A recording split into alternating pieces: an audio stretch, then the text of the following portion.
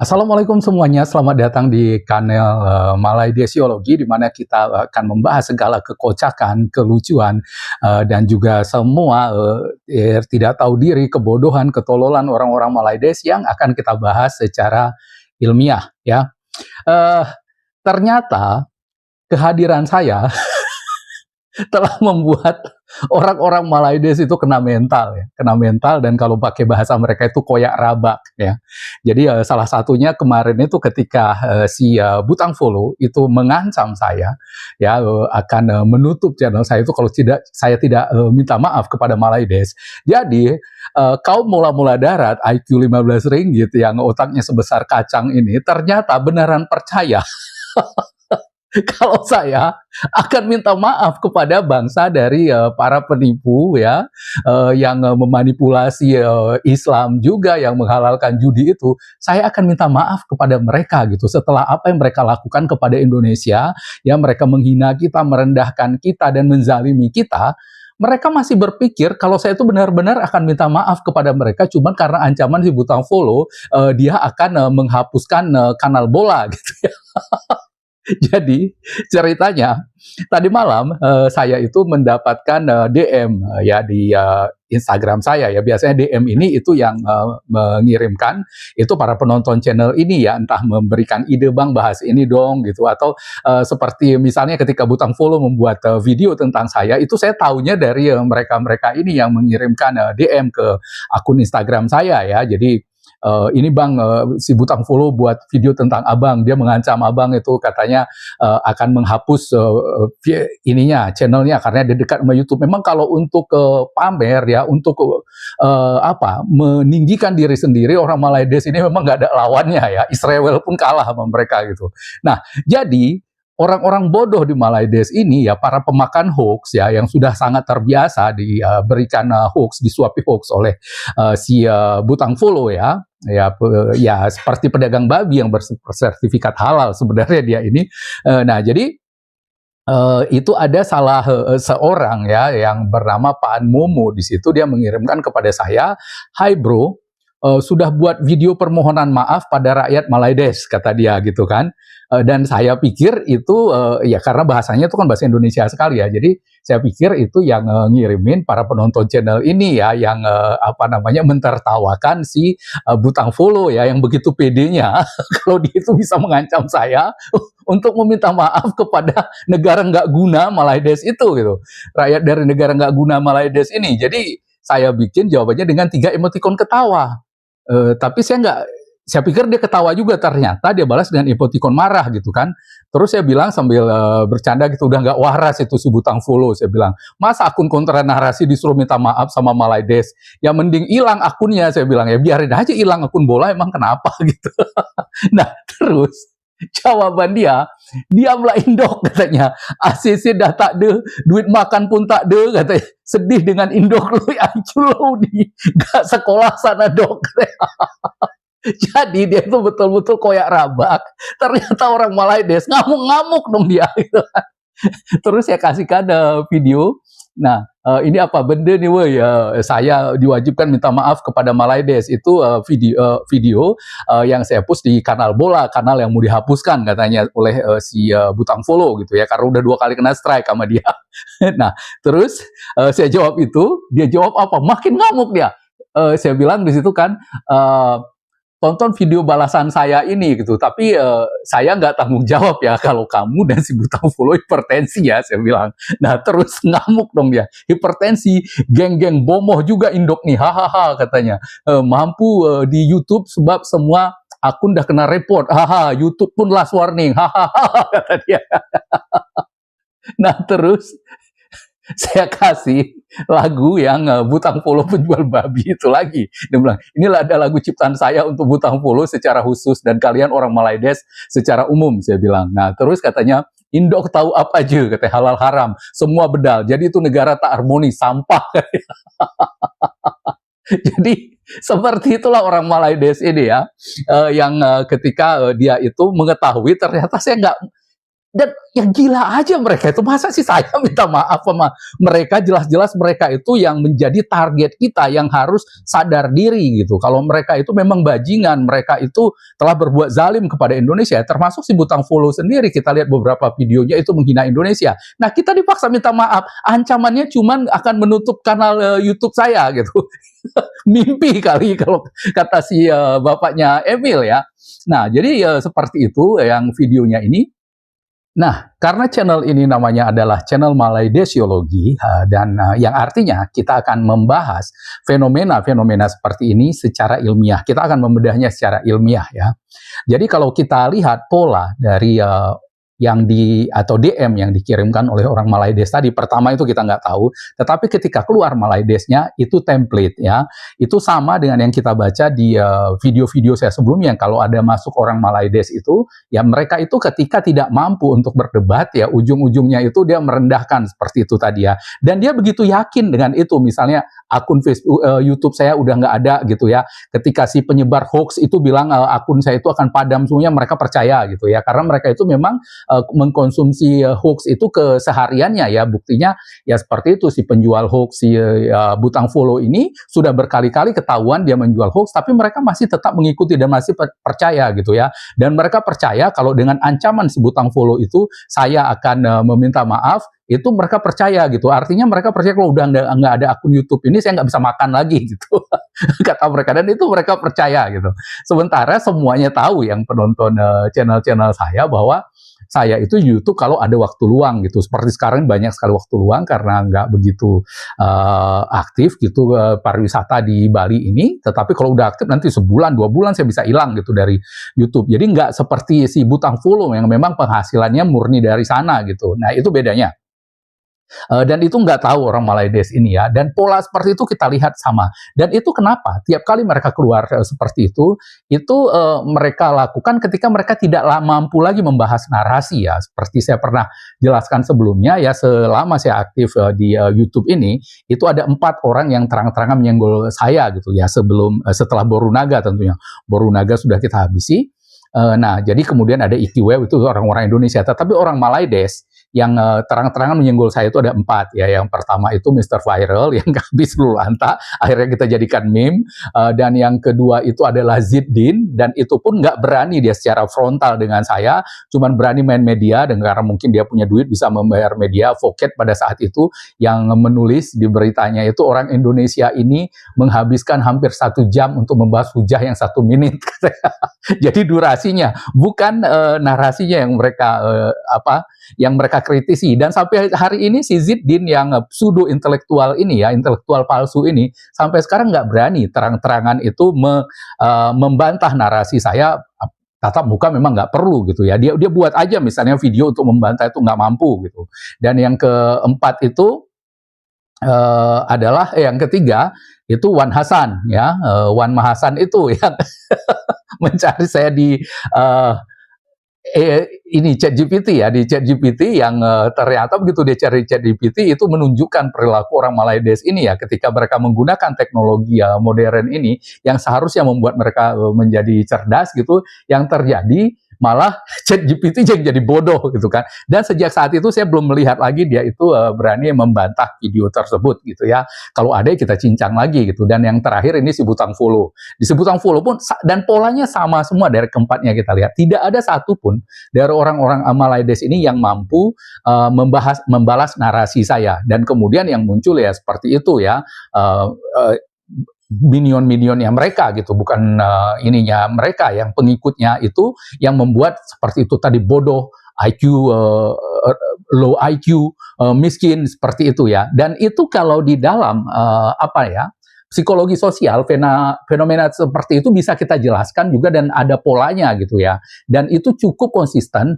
kita lihat terjadi di dalam masyarakat yang bentukan masyarakatnya itu seperti Malaydes ini ya. Masyarakat yang memang tidak pernah memiliki harga diri, benar-benar punya harga diri, tidak memiliki apa yang bisa dibanggakan gitu. Ya, peninggalan sejarah mereka nggak ada gitu, semua harus dimanipulasi. Kemudian mereka juga kemerdekaannya tidak didapatkan dengan perjuangan, tetapi hadiah dari Inggris Inggris yang membuat mereka itu tetap memiliki mental jajahan sampai hari ini gitu. Dan namanya orang-orang mental jajahan atau jongos sampai ke bulu-bulunya, kalau seperti dikatakan Pramudia ini, itu mereka itu biasanya lebih garang daripada tuannya ya, karena itu menutupi sifat inferioritas mereka gitu. Sebab ketika masyarakat dari kelompok seperti Malaides ini tidak mampu menyaingi pihak lain secara nyata, tetapi mereka itu tetap ingin menjaga harga diri, padahal mereka nggak punya marwah. Kita lihat ya, marwah apalagi misalnya di sepak bola waktu melawan Vietnam, katanya sekarang kita yang penting menjaga marwah gitu. Marwah apa yang mereka punya ketika mereka melakukan penipuan ya terhadap 7 anaconda itu, pemain-pemain siluman harimau, yang itu harga diri di mana lagi yang mereka punya, marwah apa yang mereka punya bangsa, tapi mereka merasa tetap mempunyai marwah. Dan bagaimana mereka mempertahankan marwahnya itu secara sosial. Nah, jadi itulah muncul mereka itu strategi menjatuhkan secara simbolik gitu, tapi bukan lewat prestasi, bukan lewat kata-kata. Ya contohnya misalnya di dalam dunia olahraga, mereka itu kan belum memiliki satu pun medali olimpiade gitu, nggak ada yang bisa dibanggakan gitu. Nah di SEA Games ya mereka itu luluh lantak nggak mampu gitu untuk melawan Indonesia, Vietnam, Thailand itu di futsal. Ya kalau orang-orang yang normal ya, yang tumbuh normal seperti kita ya, tidak ada isu tentang tidak ada marwah, rendahnya harga diri, itu kita akan berjuang habis-habisan sekuat tenaga untuk bisa menyaingi lawan gitu ya, habis-habisan. Nah, Malaides karena mereka ini memang bangsa yang seperti itu tadi, tidak memiliki kebanggaan, yang aslinya itu rendah diri, bagaimana cara dia itu untuk terlihat, paling enggak secara psikologis dia itu merasa nyaman dengan itu, yaitu dengan menjatuhkan orang lain gitu. Jadi caranya mereka supaya tetap merasa tinggi itu, ya futsal dihilangkan gitu, apalagi kemudian dipanjat tebing. Dipanjat tebing, ya mereka nggak ada apa-apanya dengan anak-anak yang pekan olahraga pelajar di Bali ini pun, pemanjat tebing paling top di Malaides itu akan dibuat mainan gitu artinya. Nah, jadi mereka juga sama di situ, bukan berlatih habis-habisan meskipun itu adalah cabang olahraga olimpiade, mereka hapuskan juga gitu dari panjat tebing. Begitulah cara dari orang-orang yang di Malaides ini yang tidak memiliki sebetulnya itu harga diri yang tinggi, aslinya itu nggak memiliki mereka itu. Begitulah cara mereka itu untuk terlihat paling tidak secara psikologis dia ke dalam itu merasa lebih hebat, padahal orang lain nggak ada yang merasa dia itu hebat, cuman untuk memanipulasi diri sendiri saja gitu. Nah, jadi ada beberapa konsep yang bisa menjelaskan fenomena seperti ini ya. Yang pertama itu ada namanya social comparison theory ya, itu teori dari Leon Festinger namanya.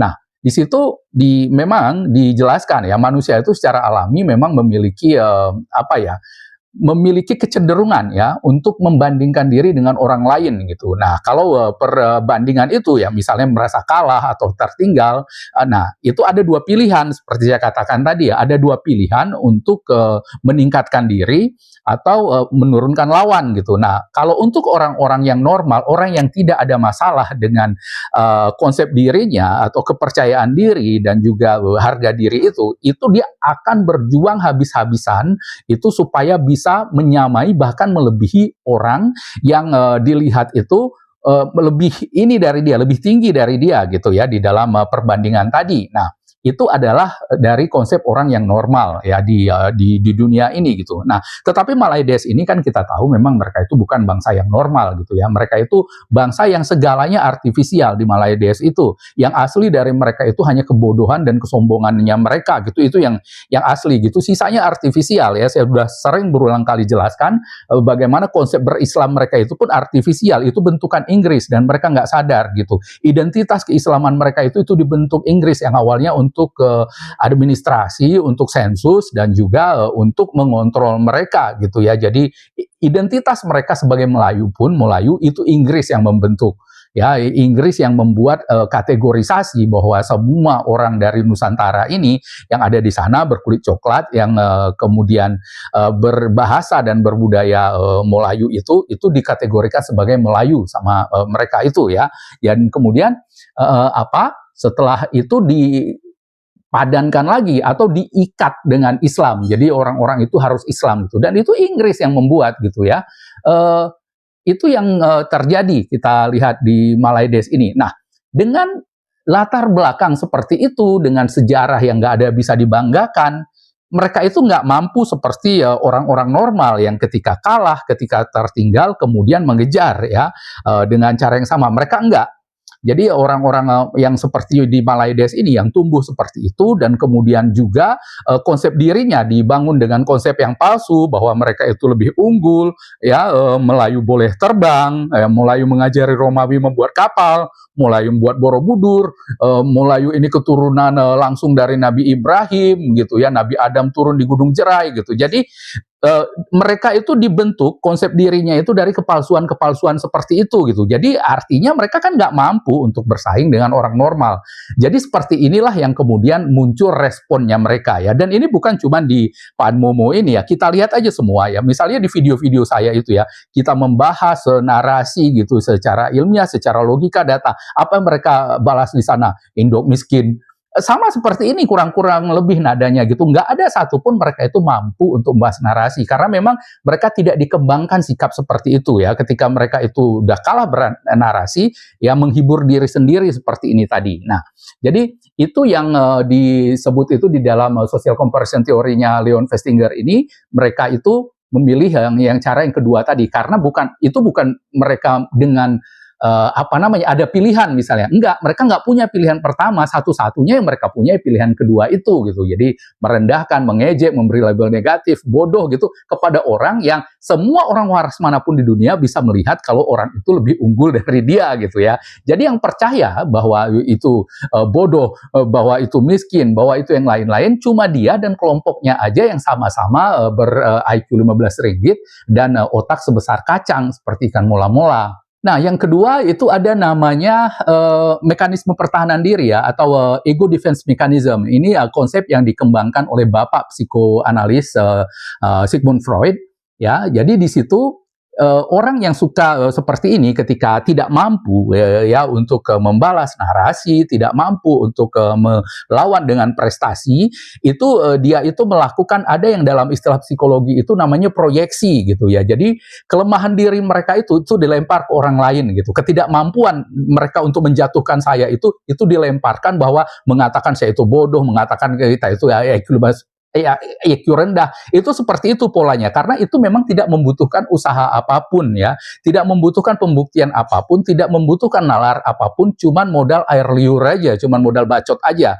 dan itulah yang mampu dilakukan oleh bangsa yang memang konsep dirinya sangat lemah sebenarnya seperti orang-orang Malaides ini ya. Dan kemudian dalam istilahnya Sigmund Freud itu ada yang disebut rasionalisasi gitu. Nah, rasionalisasi itu ketika dia melihat orang yang tidak mampu dia jangkau, misalnya ya seperti saya belum ada, saya malah menantang semua orang Melayu manapun di seluruh dunia ini patahkan hujah saya, sampai hari ini nggak ada yang berani gitu. Nah, kepada orang seperti saya yang jelas nggak mampu mereka jatuhkan gitu ya, jadi mereka itu membuat dalam paling tidak secara mental gitu, biar itu juga sebenarnya ya ada bagusnya juga untuk mereka itu ya. Dengan mereka seperti itu, cara mereka untuk tidak menjadi sakit jiwa ya, seperti 1 dari 3 orang Malaides yang lain gitu ya, mekanisme pertahanan diri. Makanya mereka itu begitu koyak rabak dengan kehadiran saya, karena saya terus menghantam itu gitu, dan makin lama pertahanan mereka itu seperti mengatakan kita bodoh, mengatakan kita itu miskin, itu semakin kuat menghantam mereka dan akhirnya bisa-bisa pertahanannya mereka jebol. Jadi artinya mereka itu sebenarnya ketika saya membuka ya realita seperti ini, membuka fakta seperti ini yang mereka sangat anti, yang biasa makan hoax itu, mereka itu sebenarnya sangat tertekan secara psikologis, mereka sangat tersiksa secara psikologis, dan ini adalah mekanisme pertahanan diri mereka ya, pertahanan diri seperti dikatakan Sigmund Freud itu untuk melawan fakta yang tidak bisa mereka bantah. Yang saya katakan ini, fakta yang saya katakan tidak bisa mereka bantah, itu mereka lawan dengan cara itu tadi ya, proyeksi, ada rasionalisasi. Nah, di rasionalisasi ini itu mereka menyangkal kalau apa yang saya katakan itu benar. Ah, itu cuman kebetulan, ah dia itu cuman orang nggak sekolah, ah itu orang cuman karena iri sama Malaides, ah itu karena dia itu cari makan di sana gitu ya. Jadi mereka iri, dia itu karena kecewa dengan Malaides, karena mereka itu pernah diberlakukan tidak baik dengan Malaides. Dan semua itu pada hakikatnya itu adalah cara itu tadi ya, mekanisme pertahanan diri tadi ya, atau kalau dalam istilah Inggrisnya itu ego defense mechanism. Jadi seperti itu. Nah, jadi ketiga ada satu lagi namanya konsep self-esteem regulation. Nah, di sini juga cocok dengan orang Malaides tadi yang konsep harga diri mereka itu sangat rapuh sebenarnya. Itu cenderung menjaga dirinya itu bukan dengan cara memperbaiki, nggak seperti kita gitu ya. Ketika kita itu ya nggak berhasil dalam sesuatu, kita memperbaiki diri, kemampuan kita gitu kan. Tapi mereka enggak. Jadi mereka itu ketika mereka itu nggak mampu bersaing, mereka menurunkan standar orang lain. Jadi bukan orang lain, dia yang naik, berusaha naik gitu, tetapi orang lain yang ditarik turun sama dia gitu. Nah, kemudian yang keempat itu adanya namanya social identity theory. Nah, ini bisa terjadi di kelompok kalau kelompok itu merasa kalah dan kelompok mereka itu akan merasa terhina ya, masuk goa gitu. Nah, ini yang terjadi juga dengan Malaides belakangan ini. Kita lihat apapun mereka itu tertinggal sama kita gitu. Di olahraga kita lihat sepak bola mereka jauh, ketika kita melaju ke sana mereka nggak mampu untuk mengejar kita, mereka palsukan 7 pemain sebagaimana di Guardian di ulas gitu ya. Dia nggak mengaku pasti, tetapi orang waras di luar sana di dunia, orang yang sehat, yang otaknya tidak sekecil kacang seperti mereka itu bisa melihat ya, contohnya seperti laporan di Guardian gitu. Mereka bisa menyimpulkan kalau motivasi dari Malaides itu melakukan pencurian pemain, pemalsuan dokumen itu karena mereka nggak tahan melihat Indonesia yang di dalam konsep mereka di negaranya itu selalu dipersepsikan sebagai negara tertinggal, negara miskin, negara yang selalu di bawah telapak kaki Malaides. Di realitanya itu jauh melampaui mereka, dan itu yang membuat mereka nekat melakukan tindakan yang sangat bodoh seperti itu ya.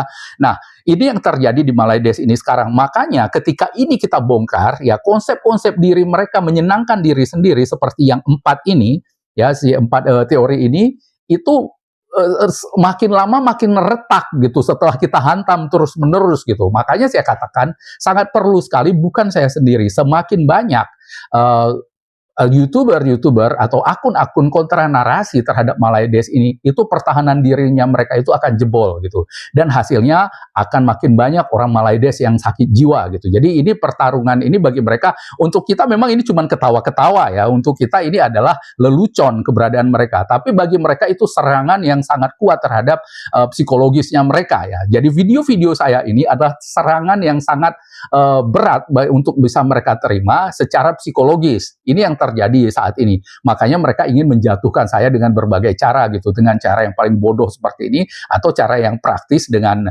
khasnya mereka yang mengadu kepada kekuasaan yang lebih tinggi.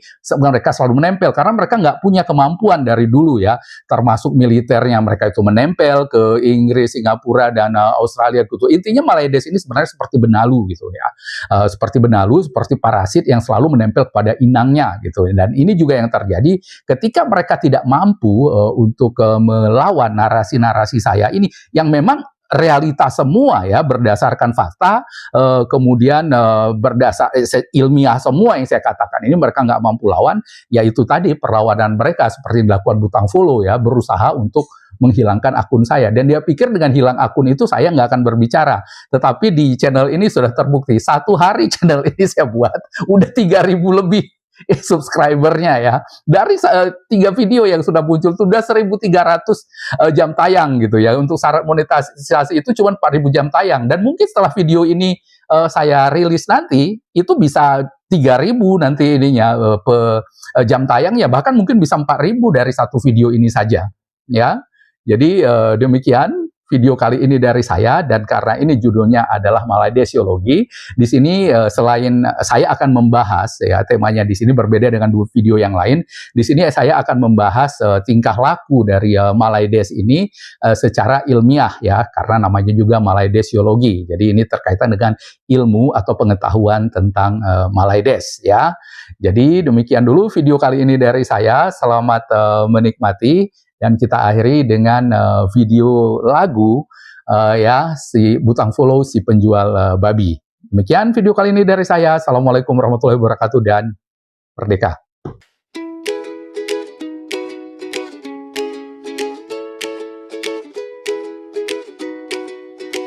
Oh yeah, di layar kecil Butang Follow jual cerita. Judul besar data entah kemana, kata-kata disusun seolah fakta, padahal rapuh seperti kaca.